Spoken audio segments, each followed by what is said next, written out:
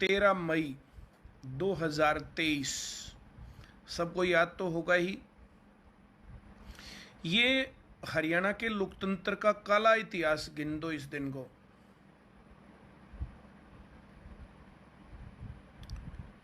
13 मई शनिवार 2023 सीईटी को क्वालिफाई करवाने के लिए कुछ स्टूडेंट्स और कुछ टीचर्स पंचकुला गए। कुछ लोग जा नहीं पाए, उनका मोरली सपोर्ट था। सभी स्टूडेंट्स वहाँ जा नहीं पाए, उनका भी मोरली सपोर्ट उसके साथ था। सभी युवाओं की जन भावनाओं को लेकर के हम वहाँ पर पहुँचे। सभी युवा जो 3.5 लाख हैं जिन्होंने एग्ज़ाम क्वालिफाई किया है, वे लोग जो चाहते हैं कि सभी क्वालिफाइंग कैंडिडेट्स को मौका मिले। और क्यों गलत है ये मैंने पहले वाली कई वीडियोस में बना रखा है, वीडियो डाली हुई है। सीईटी क्वालिफाई क्यों होना चाहिए और सीईटी के 4 गुना में क्या प्रॉब्लम है, वो सारी बात मैंने पूरी एक्सप्लेन कर रखी है। उस वीडियो को मैंने जो है सरकार तक पहुंचाया है और सरकार तक पहुंचाने के बाद भी कोई भी आदमी का रिस्पॉन्स अब तक नहीं आया है कि कोई आदमी आकर के अरे मुझे पकड़ ही लो कि मैं गलत भड़का रहा हूं लोगों को, मुझे अरेस्ट कर लो, गिरफ्तार कर लो कि गलत सूचनाएं दे रहा हूं मैं। और अगर मेरी सूचनाएं गलत है, मैं तो हाथ जोड़ करके माफ़ी मांग करके कहता हूं कि सरकार का कोई अधिकारी मेरी बात को बैठ करके डिस्कस करे और बताए कि मैं गलत बात कर रहा हूं। मैं तो सही बात बोलने को तैयार हूं। मुझे राजनीति नहीं करनी, मुझे बच्चों का फ्यूचर दिख रहा है। बच्चे 2018 से इंतजार कर रहे हैं। 2018 के बाद कोई भर्ती बड़ी नहीं हुई है। 2019 में 3 भर्तियां निकाली थी हरियाणा पुलिस, पेंडिंग है अभी भी। ग्राम सचिव और ग्राम पटवारी कोई सीन ही नहीं है, पता नहीं कब लगेंगे। और जो हरियाणा क्लर्क लगे थे वो क्लर्क लग गए। उनका जो सौभाग्य रहा बेचारों का कि 2020 में पेंडेमिक के दौरान उन लोगों को नौकरी मिल गई थी। They are well settled now. पर मैं कह रहा हूं जैसे उस भर्ती के बाद कोई भर्ती निकली नहीं। पूरे हरियाणा के लेवल पर 30% से ज्यादा बेरोजगारी चल रही है और मुख्यमंत्री ने कसम खा ली है कि बिल्कुल नहीं सुनना। मुख्यमंत्री जी कहां जाएं हम, युवा कहां जाए, बच्चा कहां जाए, किसको क्या बताए। अगर आपको ना पता हो तो आप कैथल में, करनाल में, कुरुक्षेत्र में जाकर के सर्वे करवाइए। गांव के गांव खाली हो गए। डोंकी वीजा लगा करके 50-40 लाख रुपए में अपनी जमीन बेच करके कोई अमेरिका, कोई ऑस्ट्रेलिया, कोई ब्रिटेन, कोई कहीं पर जाकर के सेटल्ड हो रहा है और वहां जाकर के मजदूरी कर रहे हैं, क्योंकि यहाँ की पढ़ाई इतनी बढ़िया नहीं थी कि वे कुछ ना कुछ रोजगार पा पाते। और जिनको भारत में रोजगार नहीं मिलता तो इस पढ़ाई के दम पर विदेश में कैसे मिल जाएगा रोजगार। पूरा हरियाणा खाली हो गया इस बात के ऊपर। पढ़ाई का हाल जाकर के सरकारी स्कूलों में पता करो एक बार। मुख्यमंत्री जी आपने जो ये जन संवाद कार्यक्रम किया ना, जन संवाद कार्यक्रम नहीं है, ये चापलूसी संवाद कार्यक्रम है। सिर्फ चापलूसों की आप बात सुनोगे और बाकी लोगों की बात नहीं सुनोगे। लोकतंत्र के अंदर चाहे कोई किसी भी पार्टी का आदमी, कोई भी आदमी कैसे ही है, क्या वो आवाज नहीं उठा सकता, क्या वो बात नहीं कर सकता। और अगर कोई आदमी बात करेगा तो आप कहोगे कि इसको उठाओ बाहर और डंडे मारो। मुख्यमंत्री जी मैं भी चाहता हूं मुझे भी उठा के फेंको और मुझे भी डंडे मारो।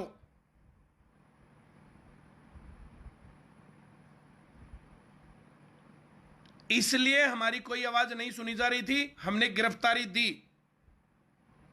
सभी बच्चों ने, जितने बच्चे मौजूद थे सभी बच्चों ने गिरफ्तारी दी। वहां पर गिरफ्तार करके हमें छोड़ क्यों दिया गया? 2-4 डंडे तो मारते। गिरफ्तार करके हमें ऐसे क्यों छोड़ दिया? केस तो बनाना चाहिए था, हमारे ऊपर केस बनता था। केस बनता था हमारे ऊपर कि हम अपने अधिकारों के लिए शांतिपूर्ण तरीके से प्रदर्शन करना चाह रहे हैं। केस बनता था, हमने कोई तोड़फोड़ नहीं होने दी। मुख्यमंत्री जी 20 प्रदर्शन हो चुके, 20 प्रदर्शन, युवाओं के हजारों हजार की संख्या में प्रदर्शन। हर एक प्रदर्शन शांतिपूर्ण प्रदर्शन है और हर एक बार संवैधानिक तरीके से हम लोगों ने मांग पत्र दिया। चाहे डीसी साहब लेने आए चाहे नहीं आए, एसडीएम साहब लेने आए चाहे नहीं आए। हिसार के कार्यक्रम में तो शिक्षा का अधिकारी था, उसका क्या मतलब था जो है वो ज्ञापन लेने का। लेकिन फिर भी कोई बात नहीं, हमने दिया। और वो मुझे पूरा श्योरिटी है 5000 से ज्यादा स्ट्रेंथ थी वहां पर बच्चों की, आप तक पहुंचा होगा। लेकिन युवाओं की बात सुनना, आपने कान पकड़ लिया कि बिल्कुल नहीं सुनना। बहुत मेहनत करके, बहुत प्रोग्राम्स के अंदर बहुत मेहनत की, बिना खर्ची बिना पर्ची और ईमानदारी से भर्ती होने लग जाए। लेकिन ये ईमानदारी की भर्तियां 2014 से 2019 के बीच में है। 2019 से और जो 2023 चल रहा है ना, और 24 तक, मुझे लग नहीं रहा कि मामला कहीं ट्रैक पर आने वाला है। आप इस मोड में दिख नहीं रहे हो कि आप जो सुनने वाले हो किसी बात को।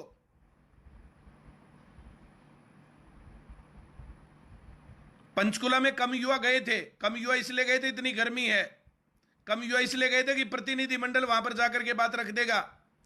मुझे किसी ने कहा था कि वहां पर 200 बच्चे जाना 20,000 बच्चों के बराबर है, कि पूरे हरियाणा में 20,000 बच्चे प्रदर्शन करें और वहां पर 200 बच्चे प्रदर्शन करें तो बराबर बात है।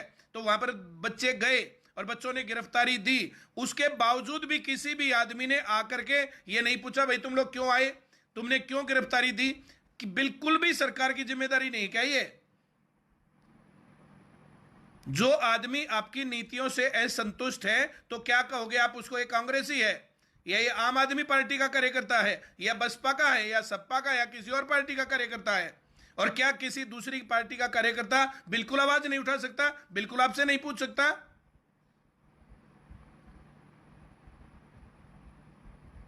बना रखे मेरे ऊपर केस, डाल दो ना अंदर जेल में, क्या दिक्कत है? हम शिक्षा के ऊपर बोलेंगे मंत्री जी। हमने नई शिक्षा नीति का विरोध किया। नई शिक्षा नीति में जो संवैधानिक जो इंस्टीट्यूशंस हैं, जो एजुकेशनल इंस्टीट्यूशंस हैं, जो यूनिवर्सिटियां हैं, जो यूनिवर्सिटी ग्रांट कमीशन के तहत उनको जो है जो पैसा मिलता था सरकार की तरफ से, एजुकेशन का जो बजट है उसको खर्च करने का जो पैसा मिलता था कि बच्चों को सस्ती शिक्षा मिले, सभी बच्चों को अच्छी शिक्षा मिले। लेकिन स्कूलों का हाल आपने क्या बना दिया, यूनिवर्सिटियों का हाल क्या बना दिया, कॉलेजेस का हाल क्या बना दिया? जाकर के देखिए, कॉलेज यूनिवर्सिटी खाली पड़े हैं, स्कूल खाली पड़े हैं। अगर अच्छी क्वालिटी होती ना तो ये स्कूलों के अंदर जो कोई मामला ही नहीं था। सरकारी स्कूलों में चलता सब कुछ। सरकारी स्कूलों का हाल खराब किया, उसके बाद प्राइवेट स्कूल, अब प्राइवेट स्कूलों में जा जाकर के उनका हाल खराब करवा दिया। स्कूलों को और प्राइवेट स्कूलों को छोड़ छोड़ करके पेरेंट्स और बच्चे आज एकेडमियों का रास्ता देख रहे हैं और छोटी छोटी एकेडमियों में पढ़ने को मजबूर हैं। क्यों? क्योंकि पढ़ाई की क्वालिटी एकेडमी में बढ़िया है। आप बदलते समय के साथ बदल नहीं रहे हो। ये स्कूलिंग का जमाना नहीं है, ये कंपटीशन स्कूलिंग का जमाना है। और जो बच्चे सरकारी स्कूलों के भरोसे या प्राइवेट स्कूलों के भरोसे रहेंगे ना, उन बच्चों का फ्यूचर खराब है। जो समझदार माँ बाप है ना, समझदार माँ बाप और जो समझदार बच्चे हैं, वो रास्ता पकड़ रहे हैं, वे कोचिंग ले रहे हैं, तैयारी कर रहे हैं 2 दिन आगे पीछे। किसी भी प्रकार की जन विरोधी नीतियां आप करने के बावजूद भी सरकारी नौकरियां बंद नहीं कर सकते। सरकारी नौकरियां बच्चे लगेंगे, इस आस और उम्मीद के साथ बच्चे पढ़ रहे हैं। लेकिन जो ये आप बच्चों के साथ रवैया अपना रहे हो ना, हर जन संवाद के अंदर बच्चे पहुंच रहे हैं, हर जन संवाद में बच्चों जो सीएटी का क्वालिफाइंग करने के लिए बोल रहे हैं, लेकिन आप सुनने को तैयार ही नहीं है। किसानों की तरह हर जन संवाद कार्यक्रम में जाकर के वहां पर प्रोग्राम को बच्चे अगर खराब करने लगे फिर क्या होगा? हम पूरी कोशिश कर रहे हैं कि किसी भी प्रकार से कानून व्यवस्था ना बिगड़े, बच्चों को फिर भी जो है सही रास्ते पर रखें, उनके मनोबल को ना टूटने दें, उन बच्चों को सुसाइड का रास्ता ना पकड़ने दें। हम बच्चों को किस प्रकार से कहां तक रोकें? अग्निवीर योजना बनी थी। अग्निवीर योजना के अंदर बच्चों को 4 साल के ऊपर, फिर भी हमने बच्चों को बहुत समझाया, भाई नीतियां बदलती रहती हैं, सरकार की पॉलिसी बदलती रहती है, बदलते समय की ये मांग हो सकती है, आप लोग इस प्रकार से निराश ना हो। जो बच्चा जिस प्रकार से पढ़ेगा वो सही रहेगा। अग्निवीर के ऊपर एक भी बच्चों को, जो हमारे संपर्क का बच्चा था, हम लोगों ने सुसाइड का रास्ता नहीं पकड़ने दिया। जो बच्चे हमारे संपर्क के नहीं थे, कितने बच्चों ने सुसाइड किया? जो बच्चे 2-2, 4-4, 5-5 साल से जो है तैयारी करके जो बैठे थे, अब उनका हाल क्या है? हरियाणा पुलिस की भर्ती में जो पुरानी भर्ती आई थी और जो नई भर्ती है, उसके बीच में कुछ लोग सीधे ही पार चले गए। उन लोगों को एक भी मौका नहीं मिला। कोविड के दौरान जो है भर्तियां बंद थी, उसके बाद भी भर्तियां बंद है। उन भर्तियों के बंद होने के बावजूद उन लोगों को ना एज रिलैक्सेशन दिया गया, ना कोई और छूट दी गई। और सीईटी पूरे देश के अंदर गले का फांस बन गया बच्चों का। सीईटी ने बच्चों के सर में दर्द कर दिया है। इस सीईटी के कारण बच्चे नौकरी नहीं लग पा रहे हैं और आप लोग सुनने को तैयार नहीं हो। ये पॉलिसी जब से बनने लग रही है तब से लगातार डिमांड उठाई जा रही है। तब से बच्चे सड़कों पर भी गए हैं, तब से बच्चे एचएसएलसी कार्यालय भी गए हैं, तब से बच्चे मंत्रियों के पास भी गए हैं। और सभी युवा सुन लो भाई, पूरे हरियाणा में 90 एमएलए हैं, 90 विधायक, और 10 सांसद, लोकसभा सांसद ये चुने हुए हैं, और इन लोगों ने 5 राज्यसभा सांसद भी चुन के भेज रखे हैं। 90 वे, 10 वे और 5 वे, 105 आदमियों में से एक भी आदमी इन युवाओं के पक्ष में बोलने वाला कोई दिखता हो तो मुझे बता दो। ये पक्ष और विपक्ष दिखाने वाली घटनाएं है बस। कांग्रेस की तरफ से आज तक कौन सा बयान भी आ गया? ये बच्चों के साथ वहां जाकर के कोई खड़ा होना तो बात दूसरी है। कांग्रेस अगर विपक्ष है तो क्या विपक्ष को नहीं दिखना चाहिए कि 30% बेरोजगारी है और पूरे 5 साल से भर्तियां नहीं हुई है? तो कहां जाएं बच्चे? क्या उनकी स्पोर्ट में उनको नहीं आना चाहिए था? जो बाकी पार्टियां हैं क्या उनको नहीं आना चाहिए था? बीजेपी के साथ जो मुख्य गठबंधन में जो पार्टी है जेजेपी, दुष्यंत चौटाला जी एक कार्यक्रम में मेरे साथ थे, मैंने उनको ये सारी बातें बताई थी कि बेरोजगारी का हाल ज्यादा खराब है, सीईटी को क्वालिफाइंग करना चाहिए, और सारी डिमांड मैंने वहां पर उठाई थी। वो वीडियो इसके ऊपर है मेरे फेसबुक के ऊपर, आप पीछे जाकर के देख लीजिए। लेकिन इन्होंने कान पकड़ रखा, कोई कुछ भी करे, कितना ही बोले हम नहीं करेंगे। पर युवा इतने कमजोर नहीं है, प्रशासन और सरकार को यह सोच लेना चाहिए ये युवा इतने कमजोर नहीं है, और ये शांतिपूर्ण तरीके से, संवैधानिक तरीके से अपने आप को कहीं पर भी किसी बात में ना आने देंगे, और इस सीईटी को क्वालिफाई करवा के भी मानेंगे। इन बच्चों को आप इतना कमजोर मत समझिए। ये भगत सिंह को पढ़ते हैं, ये चंद्रशेखर आजाद को पढ़ते हैं, इन्होंने प्रेमचंद पढ़ा है। ये बच्चे आजादी के आंदोलन के उन बातों को जानते हैं, देश किस प्रकार से आजाद हुआ था, क्या हुआ था, क्या नहीं हुआ था, और कैसे युवाओं के अधिकारों का हनन हुआ था। ये सारी बातें, जितने जागरूक युवा हैं, जितने जागरूक पेरेंट्स हैं, अपने बच्चों को सही रास्ता दिखा लो। इन स्कूलों के भरोसे अपनी जिंदगी मत बर्बाद करना, अच्छे तरीके से पढ़ो, और पढ़ाई के साथ साथ हर एक आदमी को लड़ना आना चाहिए। हमारे संविधान ने हमें अधिकार दिया कि हम बोलें, अभिव्यक्ति की आजादी है हमारे पास, ये मौलिक अधिकार है। जिस बात को आप गलत समझते हैं, आप उस बात को, आपके बातों के कारण षड्यंत्र नहीं होना चाहिए, आपके बातों के कारण दंगा नहीं भड़कना चाहिए, आपकी बातों के कारण किसी को जान माल का नुकसान नहीं होना चाहिए। लेकिन अब इन बच्चों ने ये ठान रखी है, ये बच्चे पीछे नहीं हटने वाले हैं। अगर 2-4-10 दिन के अंदर फिर से ये बात नहीं आती है तो ये मामला फिर से उठेगा। सीईटी का मामला बंद नहीं हुआ गिरफ्तारी के ऊपर। हम भी तो देखें जालिम सरकार में दम कितना है। अब ये वो अंग्रेजों का टाइम नहीं है कि भगत सिंह को फांसी दे दी गई थी और देश के युवा चुप बैठे रहे थे। अब देश के युवा चुप नहीं बैठेंगे।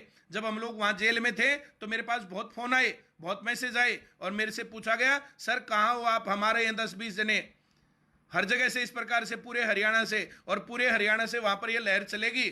इस प्रकार से इतना आसान काम नहीं है। और बहुत बार सभी अधिकारियों तक, मंत्रियों तक, प्रशासन तक वीडियो के द्वारा हर तरीके से हम लोग बात पहुंचा रहे हैं, और कब तक पहुंचाएंगे? अब तो साफ साफ हो गया कि सरकार और प्रशासन जानबूझ करके युवाओं को इग्नोर कर रहा है। पक्ष और विपक्ष कोई सुनने को तैयार नहीं है, और इनके भरोसे अगर अपने बच्चों का अच्छा करियर सोच रहे हो तो गलत सोच रहे हो। ये वीडियो मां बाप तक, बच्चों तक, हर जगह तक पहुंचा दो। इसको ज्यादा से ज्यादा शेयर कर दो, हर जगह इस वीडियो को पहुंचा दो। युवा शांत नहीं बैठे हैं। धन्यवाद।